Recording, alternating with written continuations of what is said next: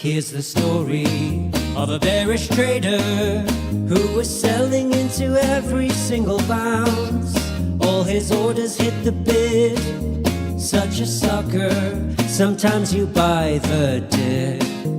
It's the story of a bullish trader who was buying each down tick he saw. He averaged down and rarely stopped out on the edge of blowing up. Until one day they subscribed to Routine Trader and realized they can do both buy and sell. That there are two sides to Mr. Market, and beating him both ways is pretty swell. Yeah, pretty swell, so very swell. Beating Mr. Market both ways is pretty swell.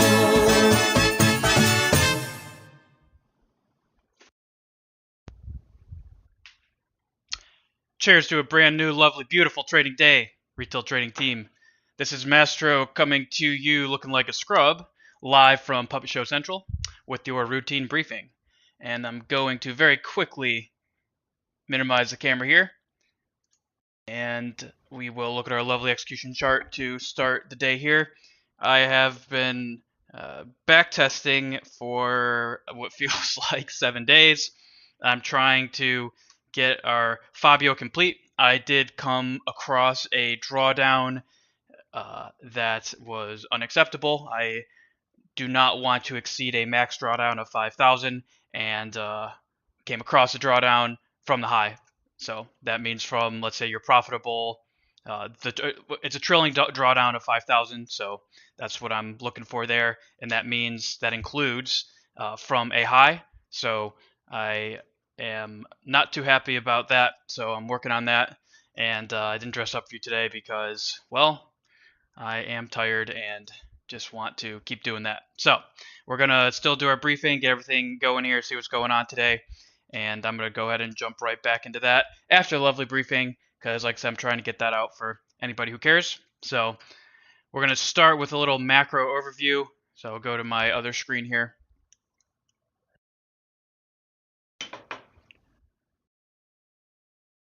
Okay, so I very much want to recommend the Tier 1 Alpha newsletter once again. It's free. There are a zillion newsletters. I've read at least half a zillion of them, and this one is by far the best. Again, it's free. It gives you gamma levels. It gives you that macro overview, and paired with Routine Trader here, and maybe even Adam Mancini's Twitter, I think it really gives you everything you need to see for any given trading day. So I love the characterization that they provided this morning of this current market, characterized as the Alfred E. Newman market. The sell in May has not manifested, and we are in fact wondering, what me? Worry? So that's what we got going on there. This market is completely complacent. We're still just kind of basing, consolidating after the trend. Yet you'll see today we have that 10-point initial balance range, which is back to what we've been seeing for a while, but the just utter lack of any decent movement most days here is definitely something I haven't seen. Harkens back to 2017, as I like to say. Yet in 2017, yes, the moves were small, but there were moves. We just kind of drifted up. This we will have a periodic move, and then we'll just chop for in tight ranges for the remainder of the time. So I think it's really good characterization. And it's really interesting. So this morning's newsletter really had a lot. I looked for a way to share it in the chat here. Yet if you just go to the Tier 1 Alpha Twitter, you can see a lot of the stats there. I'm not going to spend too long on them, but basically the general consensus is I'm going to give you a couple random facts here. So you have the NASDAQ 100 up 4.5%, yet only half of those stocks are participating. The S&P 500 is up 1.4%, yet only 48% of the index is higher. And then if you look at the S&P 400 midcap, it's actually down 1%, even though 268 of 400 stocks are up. So we are in a very, very, I don't even know the term, the market's sending more mixed signals than a typical fraternity gentleman might experience at a college bar. That's kind of the vibes I'm getting from it right now. You're seeing a lot of divergences, and there's a really good chart here specifically that I want to bring up. So if you look at the investment flows, the TLDR, again, this is on their Twitter, so you can see all this stuff. The TLDR is the S&P 500 has been 7% stronger than the investment flows. So not only is the data not making sense, the liquidity is behaving quite strangely as well. And if you want to learn more about that, go check out their Twitter. Really good newsletter today, um, especially for those of you looking for those longer term macro positions. Just really one more thing to touch on here is if we're looking at that gamma exposure, we are slightly into some marginal negative gamma, but again, really not seeing anything that is would compel the dealers to move this thing one way or another. So we're still just waiting on that debt ceiling nothing burger, as it's been a nothing burger for 13 years, but probable nothing burger to pass and for the powers that be to use that as a catalyst, maybe. Excuse me. As we'll see in the price action today, we'll go to the warm-up document here so you can stop looking at our handsome Alfred E. Newman. As we kind of wait on that to happen, the Bulls are still in complete control. You had this big trend, more than 100 points from that low, and we're just kind of still consolidating, really basing at the high here, and we'll see what happens. So we're going to look at a couple structures and other things in the on the price action front today. But really, it's just a dealer's market still, and volatility is trying to kind of peek its head up, and we'll look at what's going on there. So I do like that play that I mentioned at the very beginning of the week, referring to the short out of the money calls against your long beta weight deltas. That's been working out really well, and we'll see if that continues. So without further ado, I think I'm going through my little notes here. Without further ado,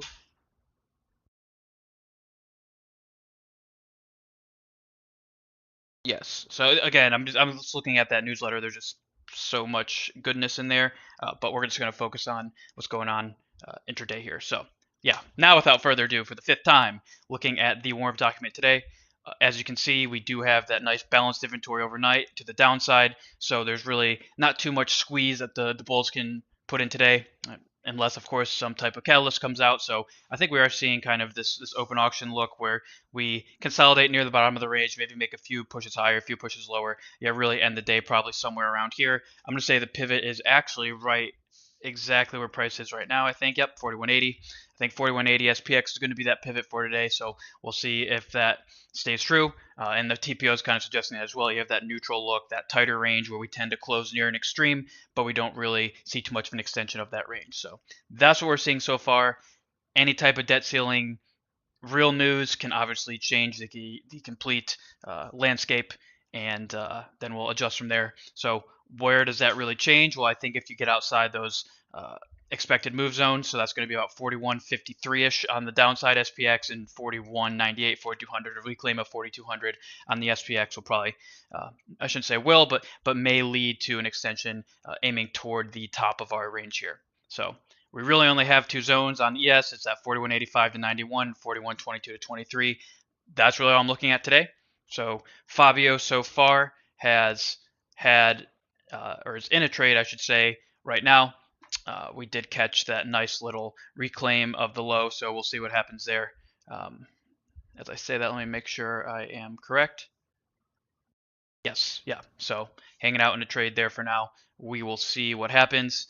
Again, not expecting too much dynamism unless you do have that announcement. So not going to bloviate, as they say on this warm document too much. You can find this in the description of this video, and I keep it updated throughout the day if and when it becomes necessary. So going back to our price action here.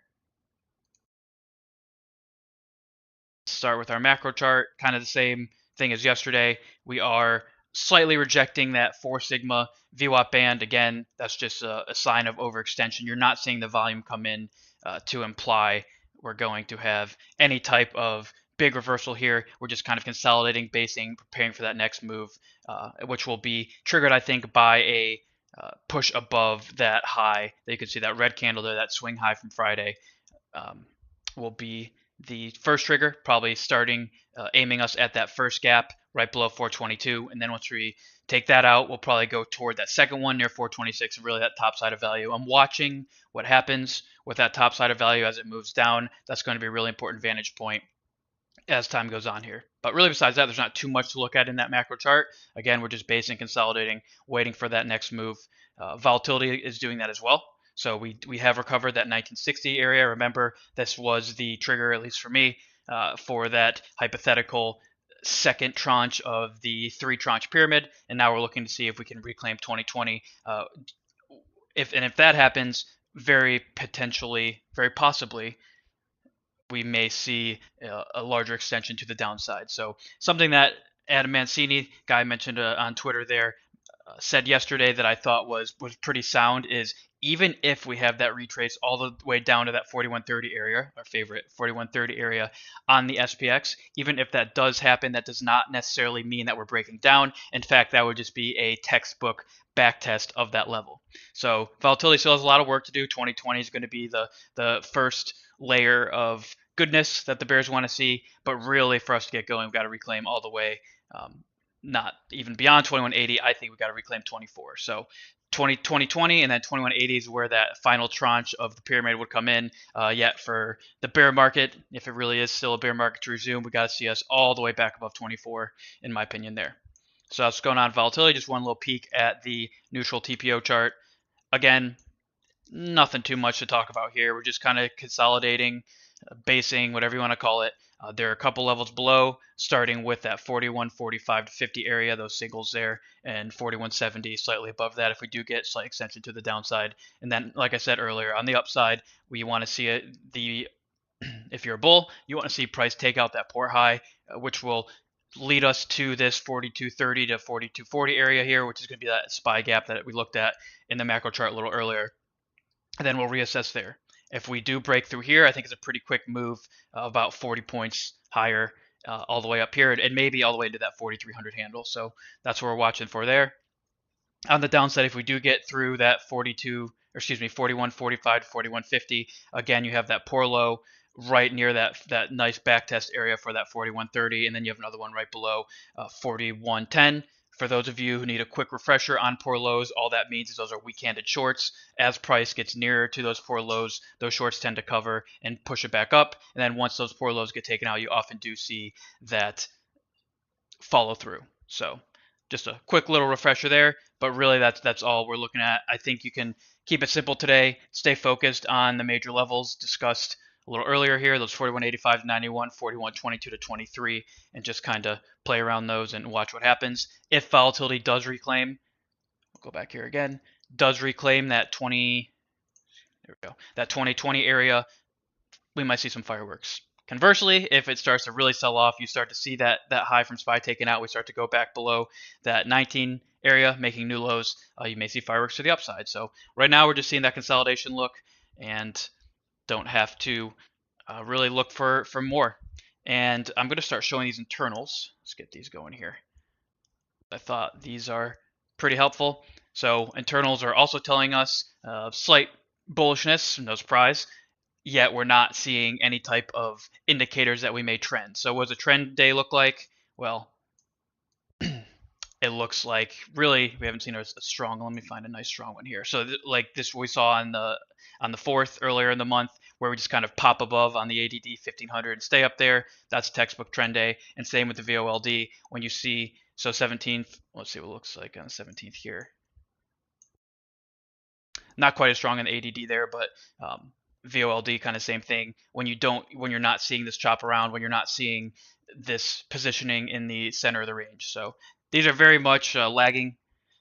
Obviously, you see them in real time, but I just kind of use these for a bit of a peek into the internals of the market. That's why we call them the internals. I don't really trade off of them, but I think it's worth looking at when you see them at the extremes or when you see some type of divergence. I think these are pretty good. And same with tick. So tick is a really popular one. I think a lot of people like to use it for scalping when you get above 1,000 or below 1,000. But again, on those trending days, you tend to see the readings stay near the extremes. So you're not seeing that today. And if you want to look at, I mentioned this on Twitter yesterday, I think this is one of the more important charts, looking at just kind of the major ETFs. This ARK ETF is again up today. It's up another 1.4%. You see this nice base, this potential inverse head and shoulder developing. This is a significant risk on asset. So we want to keep watching this. If we do start to see that extension really get above this 46 level here, 45.50, I think that's a strong sign for the bull market. In terms of the other internals that we're looking at, Bitcoin, a bit notable, but I'm not really too concerned about that. I just want to point it out because if we do get above this was that 1640 level, again, that is another risk on asset. So you're seeing that rotation out of, so we go to the bottom here, out of some of these more defensive assets such as XLK, XLP, XLU, XLV, and into the higher risk assets. So the reason that is a bit of a mixed bag today, though, is you're not seeing that in SMH, you're not seeing that in XLK. I don't think, yeah, you're not seeing that in XLK, and you really want to see participation across all of those major ETFs, I think, for that tell that we're really going to have that significant extension. So you're seeing a little bit in that UVXY, despite the fact that VIX itself is up, I believe. Let's check that. Despite the fact that VIX itself is up, the ETF is not. And you can see we're definitely still in a steady downtrend there.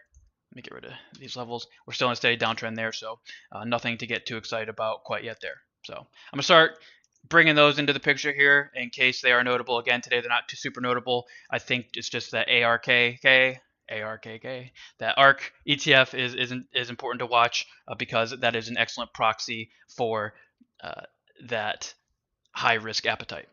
So that is all I have for you today for today's briefing. I'm going to send the newsletter out right after this.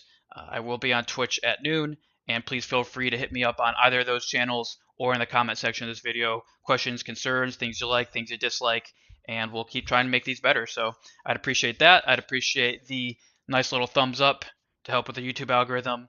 And besides that, enjoy your days. Have a nice trading adventure and stay classy until tomorrow.